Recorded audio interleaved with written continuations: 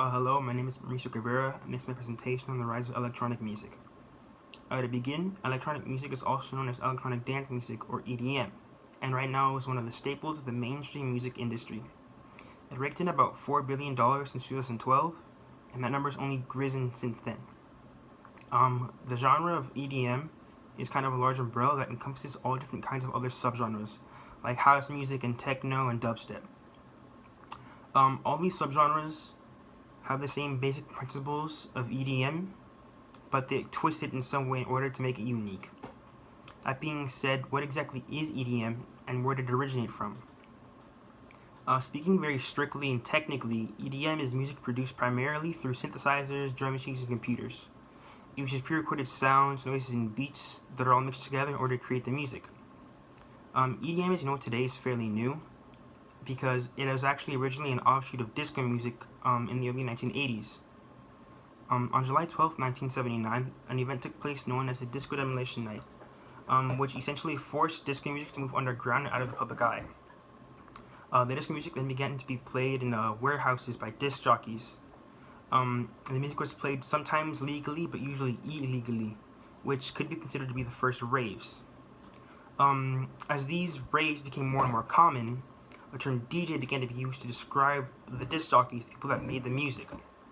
From then on, the music kind of evolved to include rock, funk, R&B, and it focused heavily on certain bass lines in the music, which eventually led to the predecessor of electronic music as we know it today. So these warehouse parties began to get so popular that electronic music began to move from the warehouse to actual nightclubs. So record store owners that wanted to make a profit on the records tried to come up with a term for this music, and they came up with warehouse music, which was later shortened to house music. The term came from a popular Chicago nightclub called The Warehouse, which was established in 1977.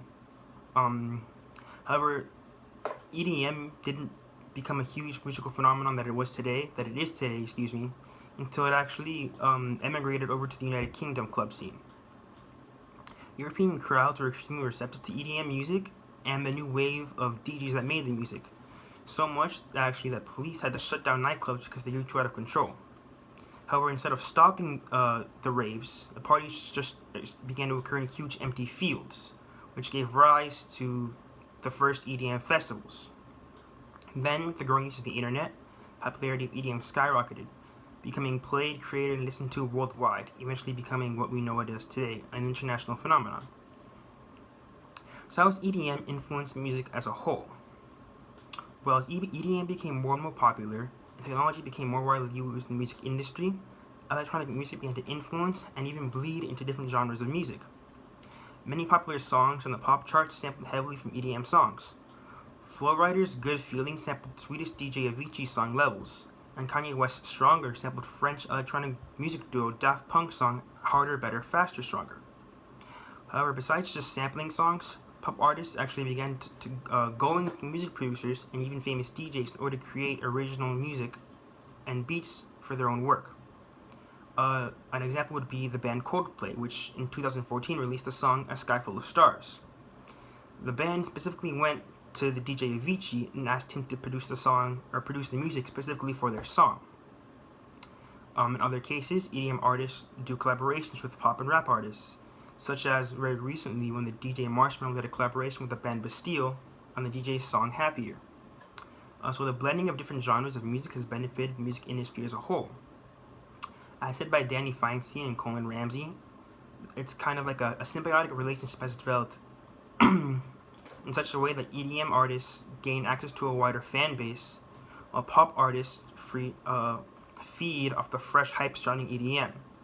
So said another way, by using EDM and electronic style music in pop songs, the large audience that the pop genre has is becoming introduced to the EDM genre, which has made EDM more commonplace in households and music festivals. This boosts EDM's popularity and furthermore boosts the amount of money that EDM style music makes.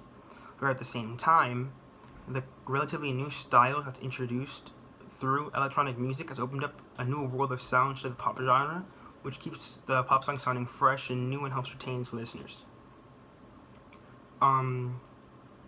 Following this, we have the rise of festival and festival culture. So the first major music festival as we know it today was Woodstock, which occurred on August 15th to the 18th, 1969 on a farm in Bethel, New York. As EDM became more and more popular, music festivals dedicated entirely to EDM or to the EDM genre began to spring up. And important to note, however, that before the international EDM festivals, like Tomorrowland and Ultra, before these festivals, EDM was subjugated to being played strictly in illegal warehouse raves. So while EDM music was still underground, it was forced to be played in the sweaty inner city underbelly, where people just came together in huge warehouses and just danced there. There was nothing for them besides that. In this kind of illegal underground landscape, drug use was common, and all different types of people went to these events. EDM and rave culture originated specifically by the gay and black communities in Chicago, where EDM originated, and ever since then has been the main music for outsiders, essentially. The epitome of this kind of illegal drug-infused saga of EDM music was the Second Summer of Love, was a period between 1988 and 1989 in the United Kingdom. As EDM moved into the limelight, more official events began to occur. As EDM became more and more mainstream, there were and still are those that say that the original rave culture and feel of EDM music, the illegal drug-fueled parties, weren't present at modern EDM music festivals.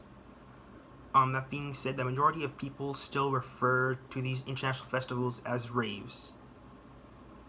That drug use is still common at these EDM festivals, and some would say it's even expected. But even given that, their main rave philosophy is that of good vibes and acceptance, which is outlined as PLUR, which stands for peace, love, unity, and respect. So while the word rave is synonymous for huge stages, lights, lasers, and fireworks, alongside music blasting as loud as possible from every direction, the people at raves are known for their acceptance regardless of race, gender, religion, sexuality, and nationality, as they all come together to enjoy the EDM music.